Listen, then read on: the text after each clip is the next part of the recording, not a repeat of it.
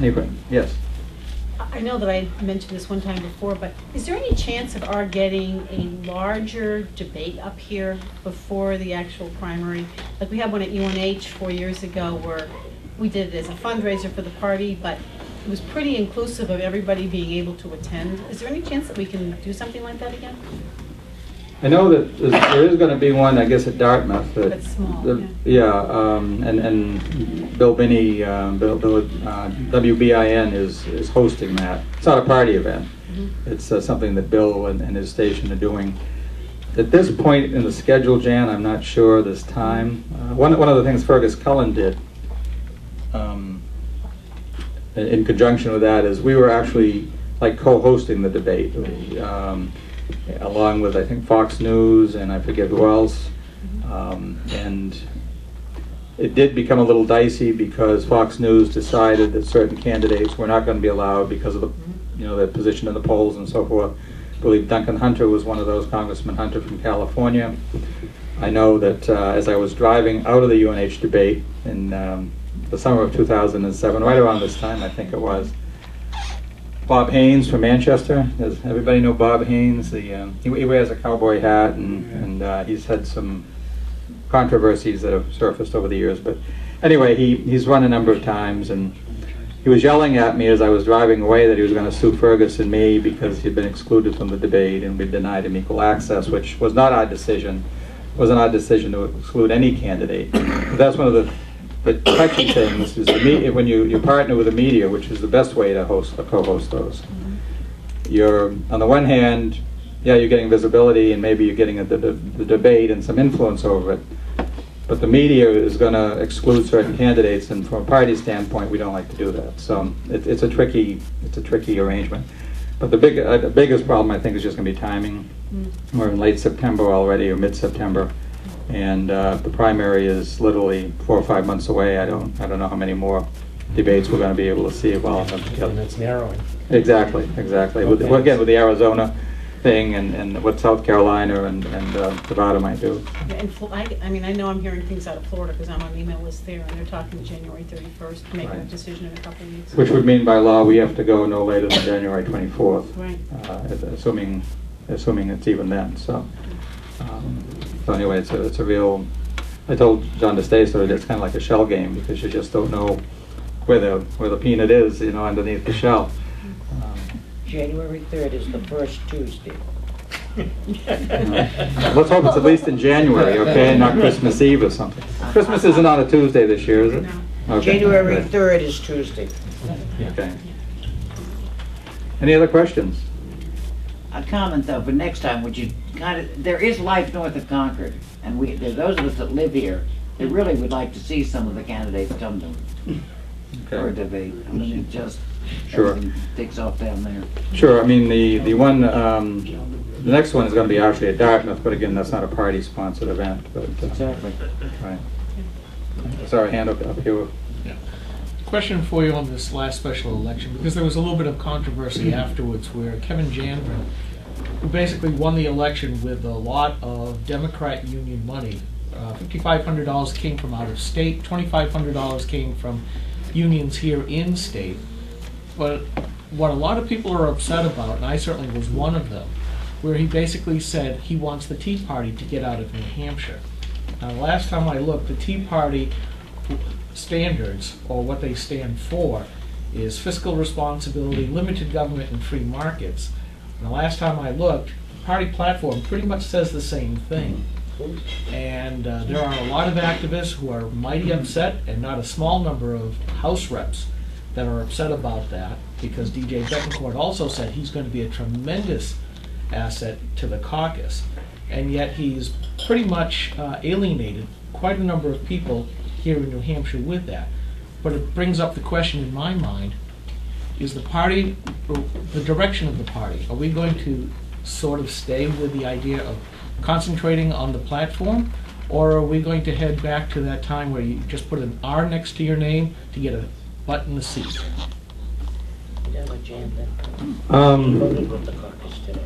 The platform is a very important part of the party. There's no question about it. A lot of time and effort goes into it. I think it reflects the feelings of most Republicans statewide. Specifically talking about the Tea Party, let me just share with you, as I've shared with others, since the moment I became chairman, as a matter of fact, where I stand with the Tea Party. I believe that this party is strong because of its diversity, because of all of the segments that we traditionally had together, working together toward a common purpose. And the Tea Party is a very important segment of this party. And I personally am very grateful for all of its membership, all of the work that they've done in this past election. The whole concept of taxed enough already really doesn't embody what the Republican Party is about. I'm proud of the fact that so many Republicans have criticized President Obama's most recent, was it $447 billion he wants, another bailout, or another so-called stimulus. I'm not sure how much stimulated we got the last time. So I mean, the party, we are the party of lower taxes, smaller government, and that's not going to change. I don't see how it can. I mean, we're not going to be true to ourselves if we do that. I'm sure. What was the rest of your question? I'm sorry. Well, a follow-up on that is that at the time you were quoted by the media by saying he is a solid Republican, but yet if he's going to disrespect the party platform and the Tea Party, how could you call him a solid Republican? Because essentially he's wiping out exactly what you just said that the party stood for. Well, Kevin, almost no Republican that I'm aware of, and I'm sure there are exceptions, but I remember Speaker O'Brien, who chaired the platform committee last year, coming to the executive committee, which is a requirement of the process that the platform come before the executive committee for review before it gets published for the delegates. We were talking about at the executive committee meeting, various executive committee members, and this includes county and city chairmen from all over the state, were bringing up this issue or that issue or this plank or that plank. And I remember Bill saying, well, we recognize that everybody's not going to agree with everything in here. Which it was, by the way, Ronald Reagan used to say, if you're with me 80% of the time, you're my friend, not my enemy. Kevin Janvin is strong on the Second Amendment, which is a key Republican component. I believe that he's against broad-based taxes. He's a small businessman, so he certainly doesn't like a lot of the burdensome regulation. I also recognize the fact that on some issues, some key Republican issues like right to work, that's been a concern. The fact is, Skip, that when somebody wins a 5-way Republican primary, the Republican Party owes any nominee of this party their support. And as chairman, and I would hope this would apply to any officer at any level or any Republican at any level, we have to respect the integrity of the nominating process. And again, I think that on most issues, Kevin Janvin is right on. There are those exceptions. And his comments were certainly something I would have preferred he not say. They're certainly not something I would have recommended he say. And I'm optimistic knowing Kevin a bit. And I don't know Kevin real well, but having campaigned with him a bit, having talked to him on the phone, I think that once he gets settled in the House, I think that's going to be a much better situation. He was talking about things that night that about colleagues he doesn't know yet. It was a difficult race. The fact is, after he won his primary, a lot of Republicans weren't going to support him without giving him a chance. And again, I just hope that we respect our nominating process and Republicans in a certain district after they speak. I know Kaluja was the favored candidate in that race by a lot of folks. The party has to stay out of primaries, and we do. And I know Lou Gajula when I was chairman of Rockingham County. He was a state rep back then. He would have been a great rep. Fortunately, the Republican primary voters of that district had a different idea. Whether it's Kevin, whether it's him, even if it was Gary Wheaton, who actually created the vacancy, we were prepared to support whoever the nominee was completely, as fair, equally, and that has to be our policy. I don't know if you have a follow-up question, but Not sufficient for now. okay. Yes, Elaine. Janvin did vote with the party today on SB 88. Right. Again, Second Amendment is one of the issues he's very strong on.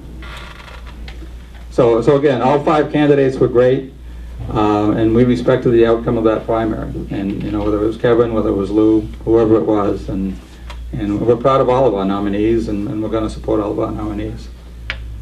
Any other questions? Yes. Yeah, hi. We have a tremendous challenge next year. We all realize we have to replace the president, we have to replace the governor, and we have to maintain or extend the rest of the offices that we hold. There are a lot of high emotions in some of the Tea Party groups, and I was happy to hear your words because they sound very positive.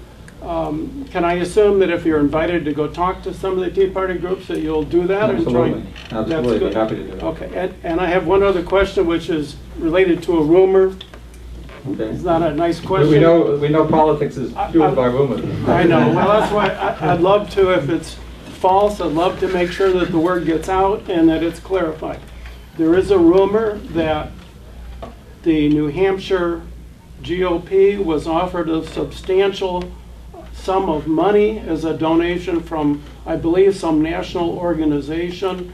I don't know if it was the RNC or the Republican governors or some other, if Jack Kimball would step down. And I don't know if that's a rumor, I don't know if it's false. If it's false, I'd like to be able to make sure that everybody that I know knows that it's false. And if it's true, I'd like to know that it's true and how much and where did the donations come from? Okay, sure.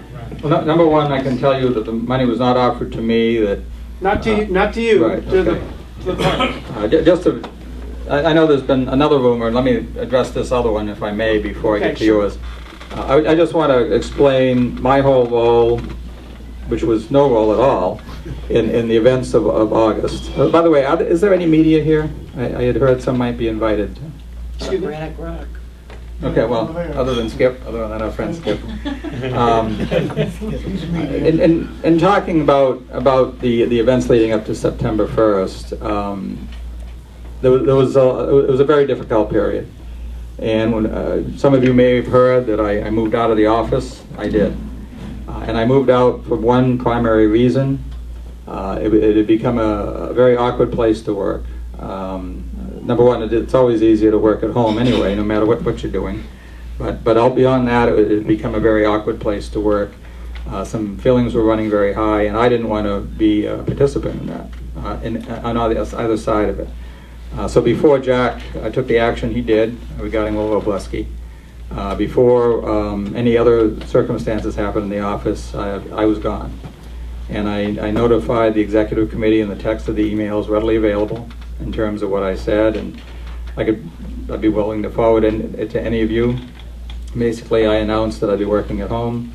It was basically that simple. I indicated I'd be going to the office for specific purposes such as meetings, using party resources like copying if I had a presentation to do. Like, for example, we were planning some trainings, and we still are in various counties and cities around the state. So I did that, ended on a very upbeat note, said I hope everybody had a great summer, and I look forward to seeing you soon. Within 24 hours, I'm getting calls that I've resigned or that I'm refusing to go back ever as long as Jack is chairman. And there was speculation about other aspects of my role in this. What I did is I answered all of them in the same way.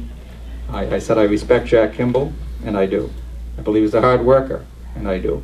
And I believe he was genuinely committed, and I expect he still is, to the success of the party. I stayed out of any debate. People called me and said, well, this is what we're thinking of. Are you willing to serve if Jack should be leaving?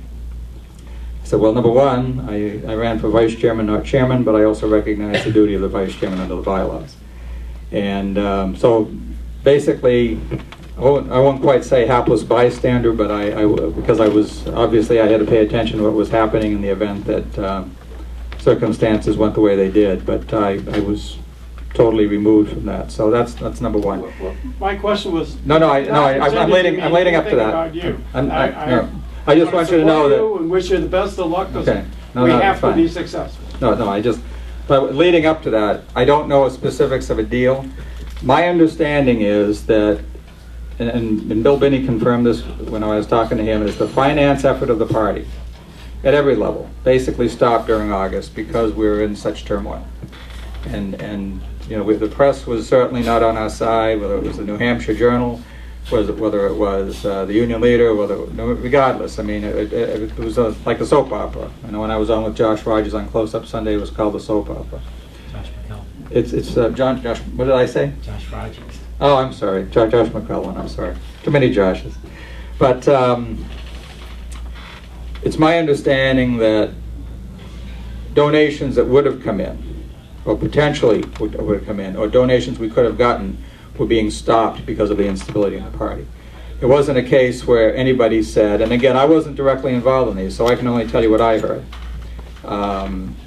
It's my understanding that sources of revenue from any source were basically drying up because the instability of the party was such that they didn't want to invest in the party. That's what I heard. Is that answering your question? Because I don't know. Let me ask. That's all I know. Let me ask another question. Okay. In the last 2 weeks, are you aware of any very substantial 5-digit kind of or 6-digit kind of donation from a national organization, or the promise of one? There's been no promise of one to me, and I can assure you we haven't received it. I see the accounts pretty regularly, and I'm kept updated. Right now, I'm the only signatory on the accounts, and there has been no receipt of such money. I talked to the national chairman earlier this week, and I did put in the dibs for some money, and he said, well, they'd think about it, and you know, he's made, the national chairman, Reince Priebus, made no commitment to me of giving us any money. So, I don't, again, rumors are rumors, and you know, Well, I'm just being as honest with you as I can. It's a terrible rumor if Right, it's true. right. Because it's created enormous emotion in certain areas. And I'd like to be able to kill it. Right. Based on everything I have heard, that's a false rumor. Based on all my knowledge, that's a false rumor. Which is probably the way I should have answered it to begin with. I just wanted to give you the background. So. Okay, thank you. Any other questions? Yes, sir. Yeah, just have a question. How long is your tenure? You're going to be continuing, or are you going to wait for someone to replace you? Well, the bylaws say that upon the death or resignation of the chairman, the vice chairman serves out his term. So under the bylaws, my term would be basically Jack Kimball's term until January of 2013. Because I have a follow-up to that. Sure. Are you going to run training programs for the new legislators next year when they come in? Because they did that under the last chairman. And I was just wondering if you're going to do Under Chairman Sununu, you mean? Yeah. Yeah. But we'd like to do something comparable to that, sure. We haven't. They brought good speakers. We haven't specifically discussed it. Again, as Alan pointed out, I've been on the job for 13 days, but it is something I'm aware of that happened, and I'd like to see it done again. If, you know, assuming we can. But we need to confer certainly with House leadership on that to make it work effectively. But I don't see why it's not something. I don't see why it's something we can't do. Yes. Thank you. If you'd permit me to do a follow-up to Bob's initial question. Sure. You've taken the position as chairman now because you slid from of 2013, and my concern is the instability of a very important period of time for the Republican Party these next 12, 13 months. Can you speak to that, please? I'm not sure. The question is, are you going to stay on till January 13th, January 2013? That's my intent, sure. Okay. Absolutely. Okay. Well, there was, again, and I hate to use the rumor mill, but there was some piece of information saying that it was temporary, and so the best way to get away from the rumor mill is to get it from the horse's mouth. Sure. So there's my question. No, I have every intention, you know, to serve out the term. The bylaws don't give the option of an interim chairman. They don't give the option of serving until the next the next state committee meeting. The executive committee does have to address my former position, the vice chairmanship, The bylaws say that after the resignation occurs, at the following executive committee meeting, that the appointment has to be made. October 3rd, we'll be having an executive committee meeting, and at that night, under that rule, the executive committee does need to make an interim appointment for vice chairman, which will then ultimately be formalized in one respect or another at the full state committee meeting, probably in March or April. Historically, it's been in the spring of the off year, and we certainly want to do it after the presidential primary. So that's going to be definitely one thing that will occur. But right now, it's my intent, assuming there's no lightning, that I hear there's going to be a thunder shower tonight, so I probably need to be careful when I go out to my car. But right now, I fully expect to serve out the term, yes. Thank you. Yes. Just how does your position that you're not going to fill until after the primaries, how does the work that you were doing going to get done? Well, again, October 3rd, there'll be a new vice chairman appointed, and I would, one of the things I would expect that vice chairman to do is be involved with the trainings. A number of things that I did as vice chairman, and I would be glad to review those with you. The bylaws are very vague, as I guess they have to be, about what the vice chairman does. Basically, it says that person does what they're assigned to do by the chairman and the executive committee. That's largely been undefined, kind of like vice president, any second in command. The things I've done over the last 8.5 years, I've been vice chairman. I've chaired select committees like on bylaw revisions. I've chaired various training efforts for activists, for local chairmen. Presided at meetings for the chairman when whoever the chairman was unable to be there because of illness or conflict in their schedule. I've certainly represented the chairman at the various functions, speaking in his behalf, and I've done that with all 6 chairmen that I served with. I spoke a number of times at Boise State. Chairman Jane Millerick wasn't able to go. I did that. Those are some of the things I've been involved in, and the training especially.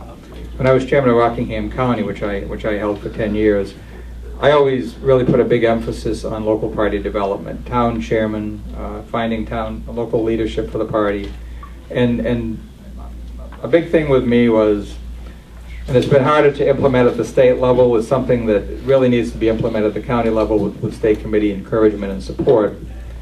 You ask somebody to be a local chairman, and too often over the years in various areas of the state, okay, great, I've got my town chairman, my local leadership in all of these towns.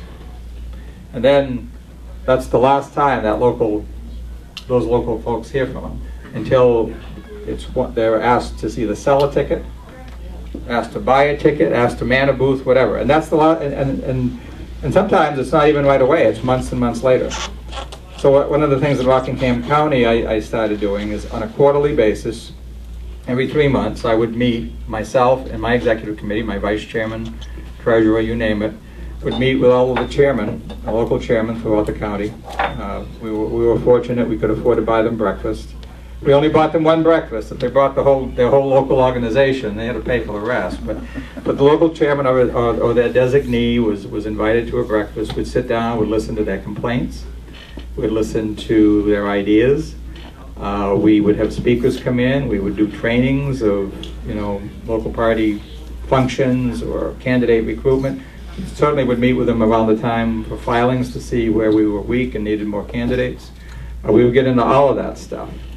And beyond that, one of the best parts about doing that was not just so they could listen to me or I could listen to them, but they could talk to each other. And the chairman, for example, of a dairy committee, which back then was part of Rockingham County, and now it's a county-level organization because it's so big, but a dairy committee could talk to a Salem committee, or a dairy committee could talk to a Chester committee. Big committees could talk to small committees, share ideas. Small committees could talk to each other and realize that if they were having trouble getting people involved or getting people to being able to raise money, find candidates, whatever, getting people active, that they weren't alone, that they had other towns out there in the same boat they were.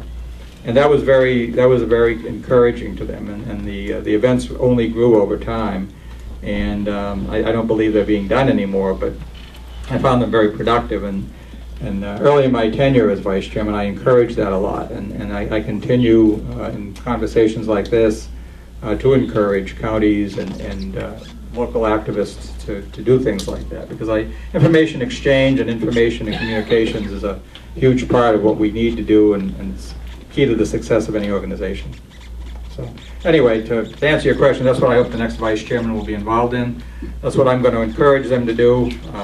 They're going to have to listen to all my stories, and they'll probably just do it to get me to shut up. But that's definitely going to be something I'm going to push for. So, yes. As Republicans, we have a good idea as to what the press is like as the Republican Party. Any ideas how you would handle a hostile press? Well, I've been learning a little bit about the press since I've been in the last 13 days.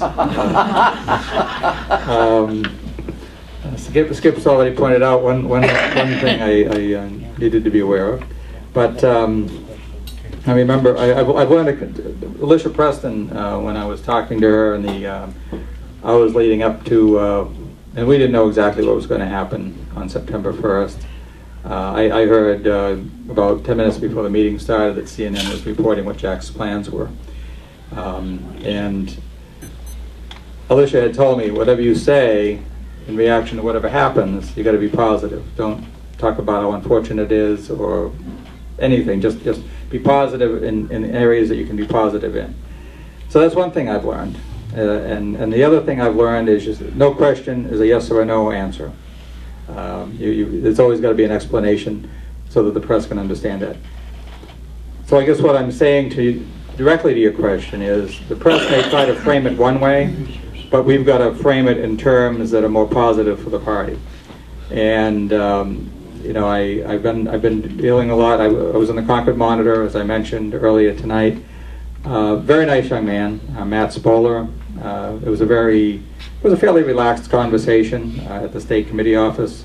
You know, he tried to get me to, you know, he pointed to the Richard Nixon picture above my desk. Now, I was 18 years old. I was one of the 18-year-olds back in 1972 that voted for Richard Nixon.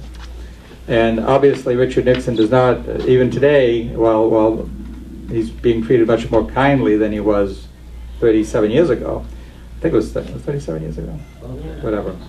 39 years ago, whatever it was. No, 37. 1974. I was thinking it was 1972, but it was 1974 when everything happened. You know, he was basically trying to just make a big thing out of it. And I talked about the positive things that President Nixon did, and there are positive things he did. And that's got to be what we do. In terms of the hostile press, we've always got to be one step ahead of them. We can't let them define us. We have to define ourselves.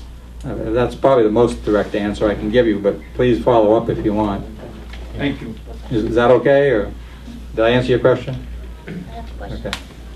Yes. Last question. I have, Wayne, why don't we make this the last question? Okay. I can do this all night. This is a very important question. The last three chairmen, I've asked if we could get a light so we can have our American flag at the office. So far, no one has done it. Will you do that for us? A light? We need the flag is not on the flagpole because there's no light. Okay, actually, it's on the flagpole again. It is, the flag is up now? It is, and Andy Leach, when he was executive director, started putting it out every day and taking it in every night. And of course, again, as I mentioned, Andy's not going to be there indefinitely, but let me see what we can do with that. And get it, It looks bad to have a beautiful building and no flag. Right, I agree. Okay, thank you very much. Thank you, Wayne. I'd just like to thank Wayne for coming out here this evening. Obviously, he's got an awful lot to do because he also holds down a full-time job in Health and Human Services. So he's a pretty busy guy, and so I'd have to say that the last couple of weeks have probably been a whole lot more than what he had bargained for. Anyway, I'm just going to ask if anybody has anything more to add or talk about before we call for adjournment. Yes? Just one point on the 3-second legislation. I drive Genie all over 31 communities. if you throw a meatball up your sunroof, it takes about 3 seconds to land. So if you're looking for a judgment, that's one tool. Can we use that in court? Okay, now, I do have a question. Is that a dry meatball or one with sauce on it?